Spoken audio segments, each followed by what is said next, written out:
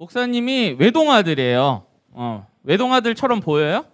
외동아들인데 아버지께서 이제 10년 전에 2011년 1월 3일에 소천하셨어요. 이제 돌아가셨어요. 그래서 가족이 우리 엄마랑 목사님밖에 없어요.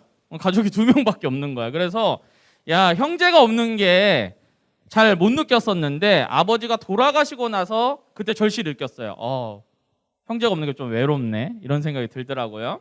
아무튼 우리 가족은 특징이 뭐였냐면은 가족 여행과 가족 사진이 없는 집이었어요. 왜냐하면 목사님이 좀 어린 나이부터 조금 멀리 떨어져 살았기 때문에 그래요.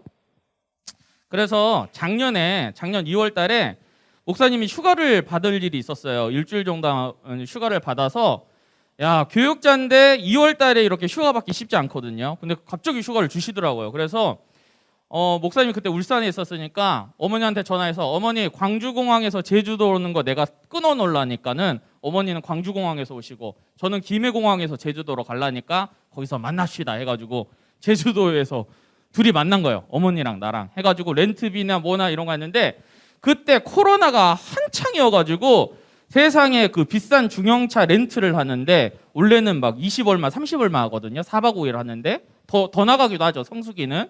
근데 그때 일주일 하는데 얼마인지 알아요? 5만 원. 우리 그 어른 선생님들은 뭔 말인지 알아요. 딱 느껴지잖아요. 5만 원. 뭐 그 방도 넓은 거 있잖아요. 큰 침대 2개 놓은 것도 4만 원. 뭐 이렇게 해가지고 그냥 거의 꽁으로 갔다 오다시피 이렇게 여행을 갔어요. 그런데 여행을 가는데 어머니랑 같이 이제 차를 타고 이제 가고 싶은 데 다 갔어요. 먹고 싶은 데 다 가고. 근데 어머니가 계속 옆에서 그때 무슨 이슈가 있었냐면은 우리 어머니의 어머니가 누구셔요? 외할머니잖아요. 외할머니한테 어머니가 제주도 오기 전에 김치를 해갖고 보냈는데 이 김치가 택배사의 문제로 인해서 이 도착이 자꾸 지연되는 거야. 그런데 우리 어머니가 계속 내 옆자리에서 난 운전하고 있는데 1시간도 아니고 하루도 아니고 3일 동안 그 김치 얘기만 하는 거야. 우리 선생님들은 좀 공감하시죠? 김치가 쉬면 어떠니? 그 뿔소라도 같이 있는데 그거 상하면 어떡하니? 계속 이 얘기를 그냥 막 하는데 막 목사님 환장해버려. 노이로제 걸릴 것 같은 거예요. 그래서 나 너무 힘들다 막 이러고 있었는데 한 3일째 되니까 목사님이 이제 너무 힘든 거야. 그래가지고 나도 모르게 불쑥 나와가지고 어머니, 김치 얘기하지 마시오. 내가 환장해볼란게 하면서 막 내가 막 얘기했어. 그러니까는 어머니가 김치 저거 하면 어떡하니 막 또 이러시더라고요. 그래서 근데 화를 내놓고 내 입장에서 왜 화를 냈냐면 아니 처음이잖아요. 가족 여행이 처음 왔는데 뭐 저 경치가 좋다, 천혜향이 맛있다, 뭐 저기가 좋았다 이런 얘기를 해야 되는데 김치 얘기만 하니까 내가 얼마나 힘들겠어. 그런데 나는 그러니까 이거 좋은 얘기만 좀 하자 이렇게 어머니한테 좀 이걸 원하는 건데 우리 어머니는 어머니 입장에서도 마찬가지잖아요. 나도 우리 엄마한테 효도하려고 효도관광 같이 간 거고 어머니 입장에서도 우리 외할머니 자신의 어머니를 섬기려고 이 김치를 보냈는데 그 김치 사실 그 흑산도 사람들도 그 김치 만든다고 목숨 걸거든요. 수십 가지 재료가 들어가기 때문에 목숨을 걸고 자기가 이제 했기 때문에 어머니도 효도를 잘 하기 위해서 그렇게 이제 김치에 좀 신경을 쓰시는 거예요. 그래서 제가 드는 생각이 부모의 마음을 헤아리는 게 이렇게 어렵구나. 나는 그냥 어머니 제주도 그냥 데려가갖고 신나게 놀고 맛있는 거 먹고 하는 게 그냥 효도인 줄 알았는데 가만히 생각해 보니까 내가 우리 어머니 마음을 잘 헤아리지 못하는 아들이구나. 이런 생각이 내가 문득 들더라고요. 권사님 어떻게 생각하세요? 맞는 것 같아요? 네. 근데 오늘 목사님이 말씀을 하나님 마음이 어떤가에 대해서 한번 좀 나눠보고 싶어서 오늘 자유본문이거든요. 처음으로 공과가 아니라.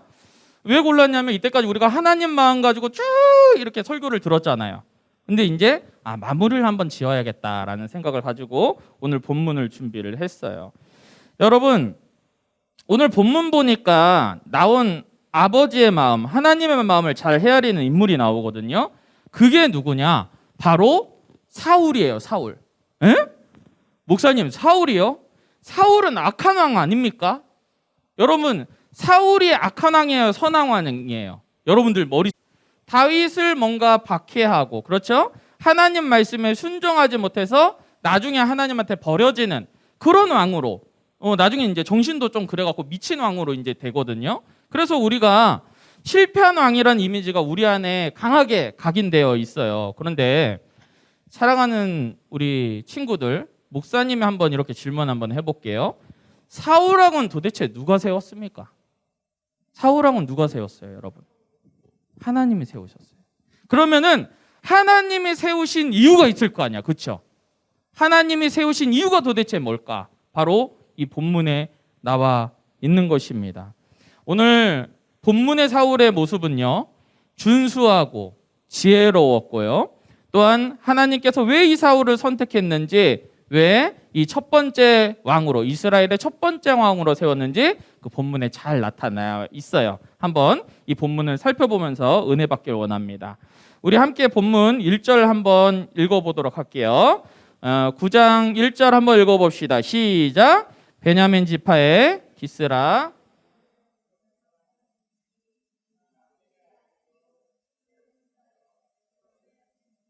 아비아의 현손이며 베냐민 사람이었더라. 네, 여기 한번 보세요. 1절 보면은 베냐민 지파의 기스라 이름하는 유력한 사람이 있다. 근데 여기서 보면은 유력한 사람이 뭐냐면요, 힘이 있다는 뜻이잖아요. 그러니까는 뭐 권력도 있다는 소리가 될 수도 있고, 또 다르게 보면은 이게 뭐야?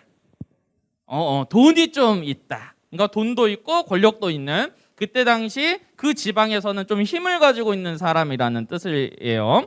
그러니까 쉽게 말해서 집안이 빵빵했다. 능력이 있었다. 이렇게 생각하면 되겠습니다. 그런데 여기서 보니까 사울이 무슨 지파라고 나와 있어요? 베냐민 지파라고 나와 있어요. 여러분, 혹시 야곱의 12아들에 대해서 좀 알고 있어요? 첫째 아들 아는 사람? 야곱의 첫째 아들.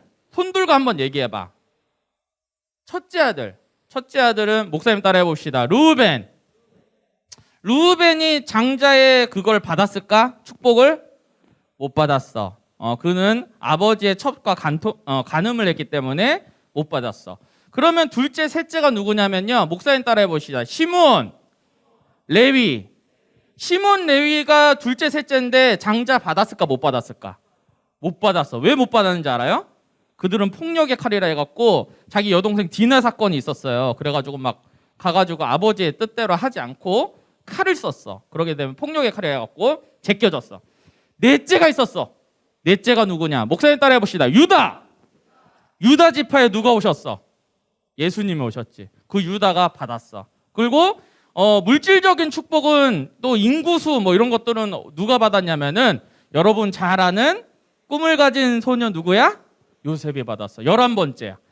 12번째 라헬의 소생의 두 번째 아들이고 12번째 아들이 누구냐면 바로 베냐민이에요. 베냐민 지파가 클 것 같아요? 작을 것 같아요? 작을 것 같죠, 왠지. 이미지가. 이 성경에는 베냐민 지파가 원래는 작은 게 아니었는데 사사기 이제 19장에서 21장에 레위인 첩 사건이 있는데, 그거는 19금을 넘어서 29금 사건이기 때문에 대충 좀 안 좋은 일이 있었어. 그래가지고 지파들끼리 내전이 일어난 거야. 11지파랑 이 베냐민 지파랑 11대 1로 싸운 거야. 누가 이겼을까? 11이 이긴 거야. 11지파가. 그래가지고 베냐민 지파가 몇 명밖에 안 남았냐? 남자 600명밖에 안 남았어.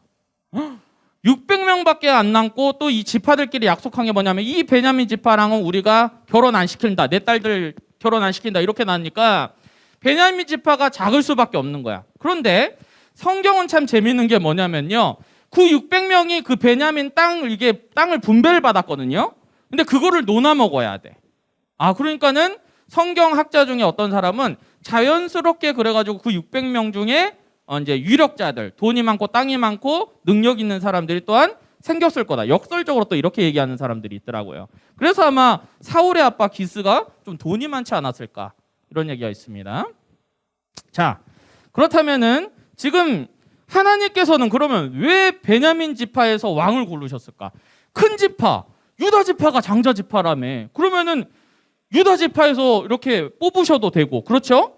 아니면은 요셉 지파, 에브라임 지파, 얼마나 커요. 거기서 이제 뽑으면 되잖아요. 그런데 하나님께서는 제일 작은 지파, 멸문당할 뻔한 그 지파를 선택해가지고 왕으로 세우셨어요. 그 이유가 뭘까? 그 이유는 바로 이스라엘의 왕이 누구냐고 분명히 하나님께서 말씀하시는 거예요. 이 작은 지파에서 왕을 세우겠지만은 사람이 이스라엘의 왕이 아니고 바로 내가 왕이고 내가 이스라엘을 이끌실 거라는 것을 분명히 말씀하고 계시는 거예요. 그러니까는 연약한 자, 가난한 자, 하나님께서 그런 자들을 들어 쓰시는 이유가 있는 거예요. 왜냐? 하나님께서 영광 받으시기 위해서, 자신의 능력을 드러내시기 위해서 바로 그렇게 하시는 것이지요. 자, 그리고 2절을 한번 봅시다. 자, 2절 한번 다 함께 읽어보도록 하겠습니다. 2절 한번 띄워봐 주세요. 하니. 자, 2절입니다. 시작. 기스에게 아들이 있으니 그의 이름은 사울이요. 어떤 소년이요? 준수한 소년이라.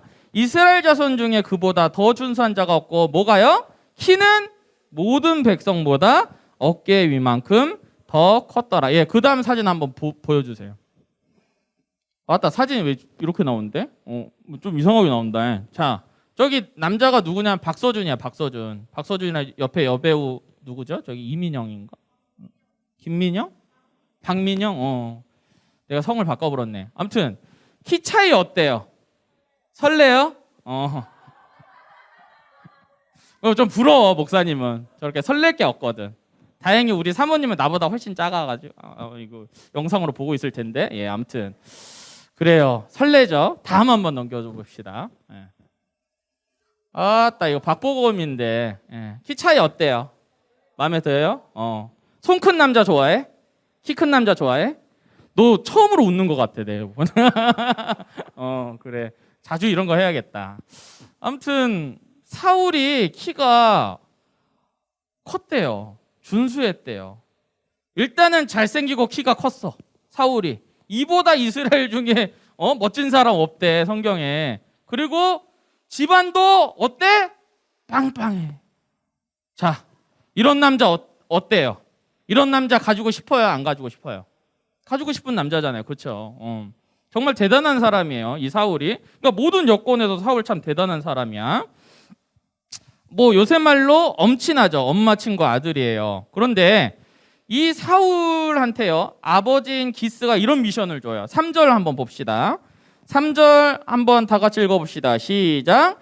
사울의 아버지 기스가 암나기들을 잃고 그 아들 사울에게 이르되 너는 일어나 한 사원을 데리고 가서 암나기들을 찾으라 하며. 아빠가 지금 뭘 잃어버렸다고? 암나기들.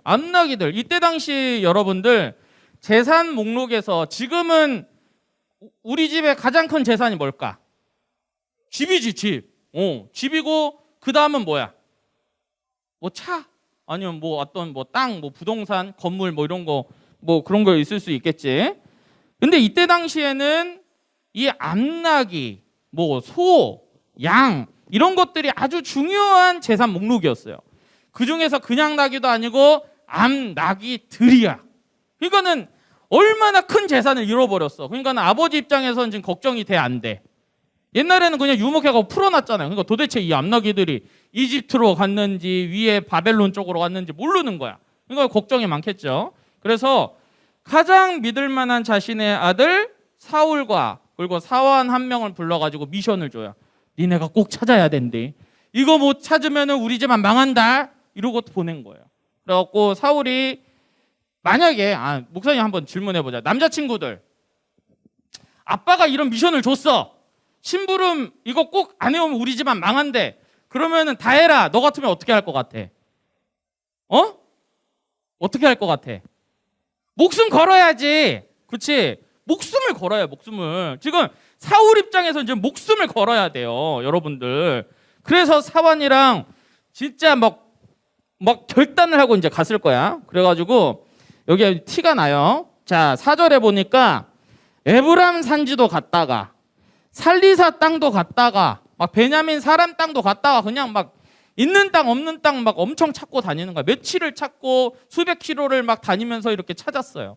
근데 암나기들을 찾았을까 못 찾았을까? 못 찾았어. 오랜 시간이 지났어. 여러분, 이 5절이 제일 중요해요. 오늘 설교 이 5절만 잘 기억해도 오늘 다 듣고 간 거야. 알았지? 5절 한번 봅시다. 5절 큰 소리로 읽어봅시다. 시작. 그들이 숲 땅에 이른 때에 사울이 함께 가던 사원에게 이르되 돌아가자.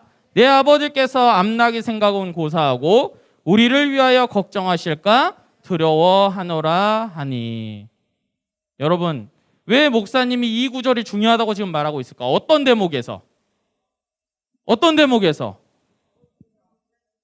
돌아가자. 여러분, 목사님도 그래. 목사님도 어떤 목표가 있으면은요, 달려가기 바빠. 이 목표를 내가 해결을 하려고 내가 끝장을 보려고 좀 막 달려가기 바빠. 그런데 중요한 거는 어떻게 보면 가장 중요한 거를 내가 놓칠 때가 있을 때가 있단 말이야. 그게 뭐냐? 아버지의 마음, 하나님의 마음을 내가 놓칠 때가 있단 말이야. 사울이 지금 어떤 말을 하고 있냐면은 우리가 암나기들 찾는 것도 중요한데 우리가 며칠 맨날 동안 계속 찾다가 우리가 만약에 돌아오지 못하면, 그때 당시 치안이 안 좋았으니까 도적을 만나서 죽을 수도 있고 아니면 사자나 이런 걸 만나서 죽을 수도 있잖아. 그러니까는 아버지 입장에서 그때 당시 휴대폰도 없으니까 사울이 도대체 언제 돌아오는지 알겠어. 그러니까는 사울이 딱 생각하고 있는 거야. 그 심각한 상황 가운데서도 명확하게 판단하고 있는 거야. 그게 뭐냐? 암나기는 고사하고 아버지께서 나를 걱정하실 것 같다. 그래서 판단을 해서 돌아가자는 판단을 하고 있는 거예요. 목사님이 초등학교 5학년 때 일인데,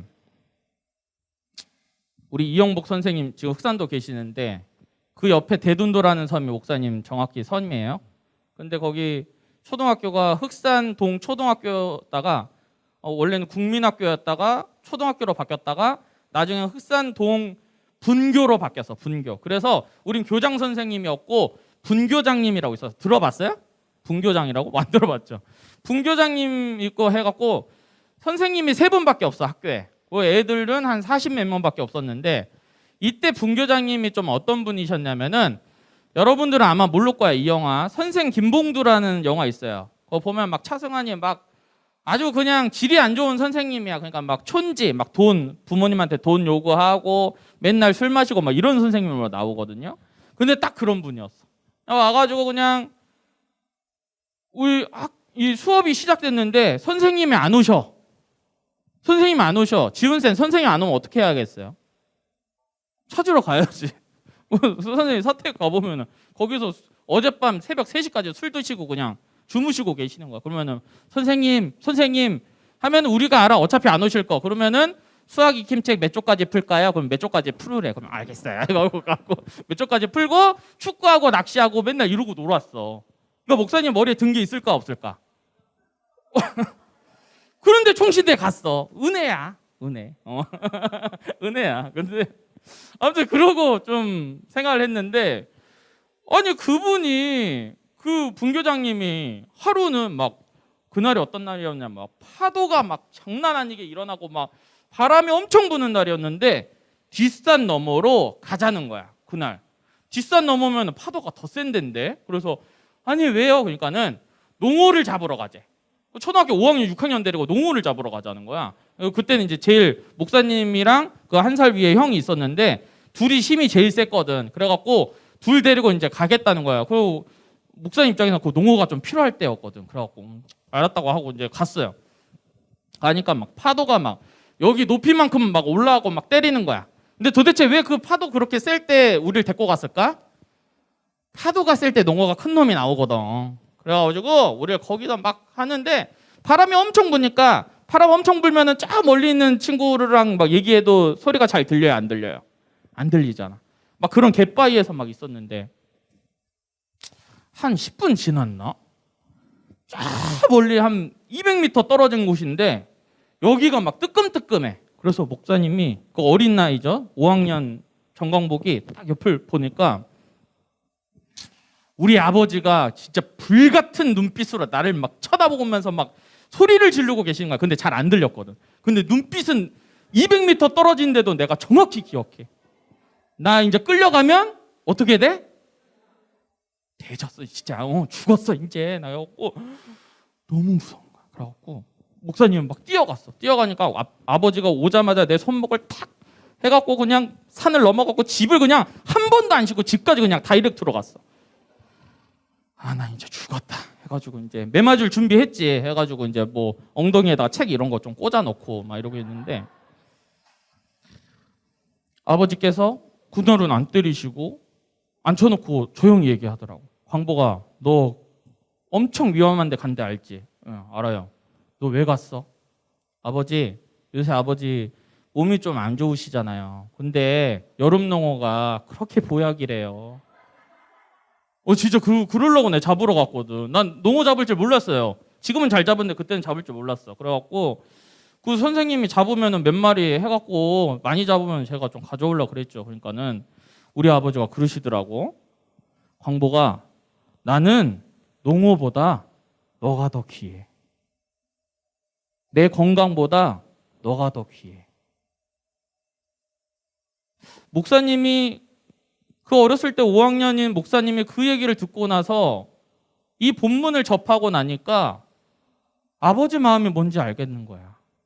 그 전에는 그냥 목표가 농어였거든. 목표가 농어였어. 그런데 진짜 목표가 뭐여야 할까? 내가 정말 중요하게 생각하는 게 뭐여야 할까? 바로 아버지 마음이었다는 거야. 아, 내가 우리 아빠 마음을 헤아리지 않았구나. 우리 아빠한테 진정한 효도를 못했구나. 이런 생각이 들더라고. 사랑하는 우리 중동부 친구들, 우리가 사역을 하고 예배를 나오고 하는데 정작 제일 중요한 게 뭘까요? 열심히 달려가는 것도 달려가는 거지만 우리 특히나 사역팀들 제일 중요한 거는 목사님 따라해 봅시다. 하나님 마음을 헤아림. 이게 최고예요. 그러니까는 이 마음을 헤아리려면 뭘 해야 되느냐? 말씀과 기도. 말씀을 봐야지. 기도를 해야지 주님의 마음을 우리가 알 수 있는 거예요. 그리고 그 길 따라 우리가 갈 수가 있는 거예요.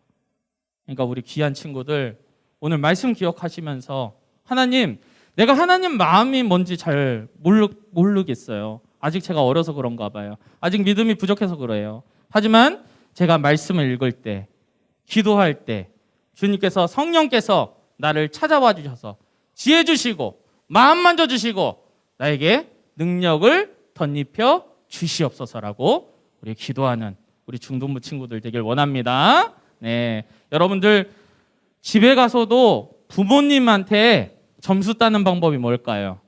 심부름도 심부름이지만 뭐 여러분들이 열심히 공부하는 것도 공부하는 거지만 부모님 마음을 헤아리고 부모님 마음을 시원케 하는 것이 바로 진정한 효도인 줄 믿습니다.